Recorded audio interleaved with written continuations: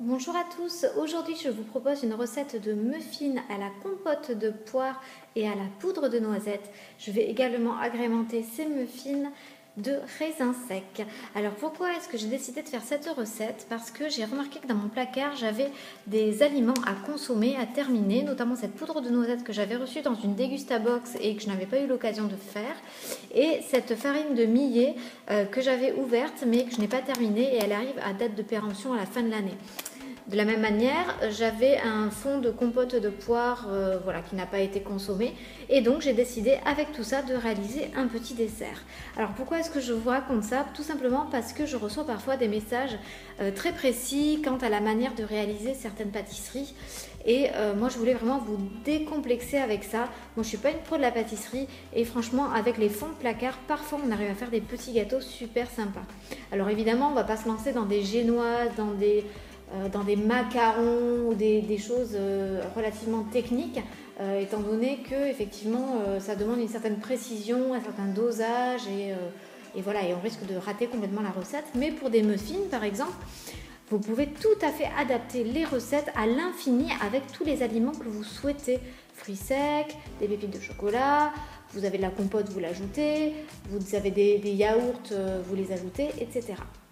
Donc je vais vous laisser avec la recette. Je vous invite à mettre un petit pouce vers le haut et à vous abonner à la chaîne si cela n'est pas encore fait. Et je vous dis à tout de suite avec la recette en images.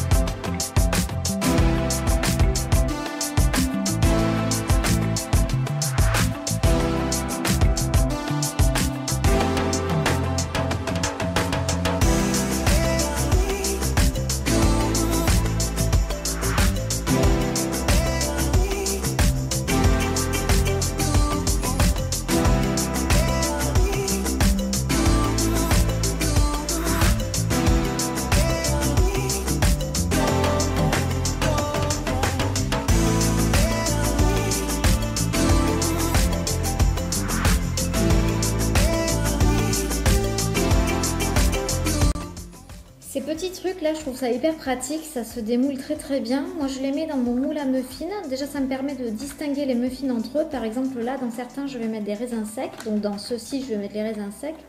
Et dans ceux qui ne sont pas dans les capsules, je les ferai nature. Ceux-ci je les ferai nature, ça permet de les reconnaître, et surtout ça permet de démouler mais super facilement. Je vais vous montrer, je vous ai mis les liens Amazon de ces petits... comment ça s'appelle, des moules à muffins en fait, ces petits moules. Sur ma boutique Compagnon et moi, vous avez tout en barre de description comme d'habitude. N'hésitez pas à aller jeter un petit coup d'œil.